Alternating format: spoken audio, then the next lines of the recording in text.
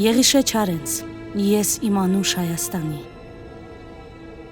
Ես իմ անուշ Հայաստանի արևահամբարն եմ սիրում։ Մեր հին սազի ողբանվակ, լացակումած լարն եմ սիրում։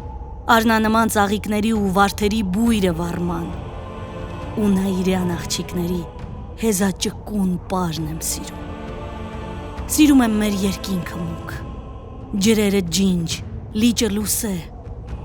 արևն ամռան ու ձմեռվա վիշապաձայն բուքը վսեմ։